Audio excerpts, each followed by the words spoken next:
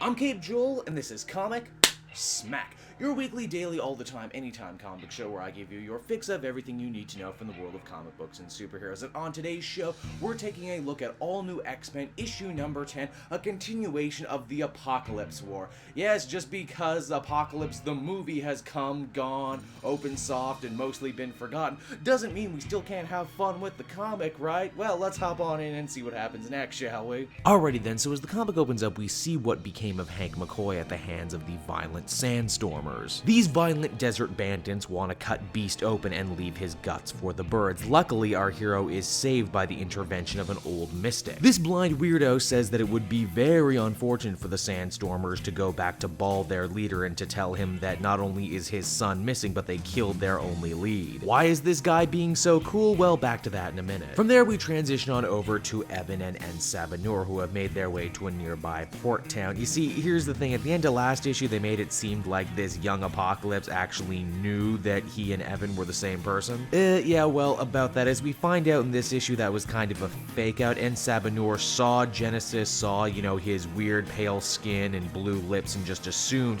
that they must be part of the same race, from the same place, and hopefully that, if he goes with him, he can return to his home, his real home, away from his violent father. Crazier still, it's at this point we find out that Sabanur actually has friends, a group of Grecian sailors who have promised to give him safe passage away from Egypt. They're a rowdy bunch of seafaring folk, and they end up causing quite a brouhaha in the marketplace, one that Sabanur has to step on in and save their bacon from. Only here's the thing, he doesn't do so with violence, he does it quite diplomatically. This freaks Kid Apocalypse right the hell out, because he's tried so hard in his own life to keep his darker, more evil, more, apocalyptian sort of feelings at bay, and yet here he sees a young Abin Sur living his life basically just like Evan is, and he still turned into a bad guy anyway. And if that was the sad true fate of the original, then what chance does the clone have? Back over with the Mystic, he tends to Beast's wounds and even gives him a potion that allows him to understand ancient Egyptian. Well, oh boy, ain't that just the definition of convenient. You see, here's the thing, the Mystic is actually really smart and really up on current events, and why shouldn't he be, as we find out he actually served under Rama-Tut, aka the pharaoh who would eventually become time-traveling Kang the Conqueror. Also, and this is kind of funny, despite being blind, the dude is more than able to recognize the ancient Egyptian artifact that brought Beast and Evan to this time period. From this, he extrapolates that Beast and he must serve the same master, Apocalypse. Wait, blind servant of Apocalypse? Is this guy supposed to be like an early version of Ozymandias? I can't tell, they don't give him a name.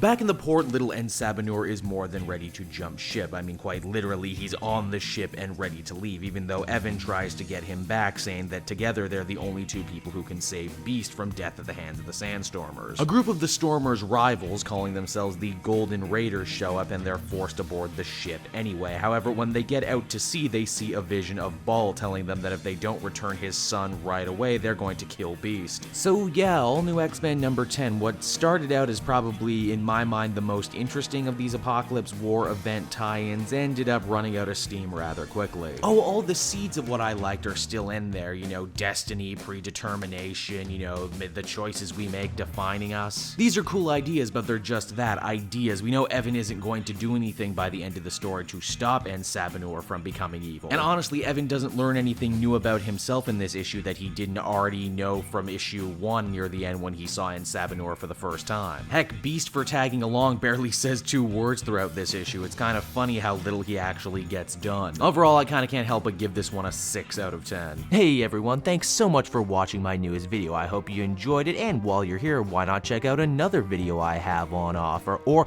maybe if you're feeling in a supportive mood, you want to like or subscribe. And if you want to support the creation of more videos just like this one, then please by all means check out the Cape Joel Patreon. A little bit goes a very long way, and I will see you all next time.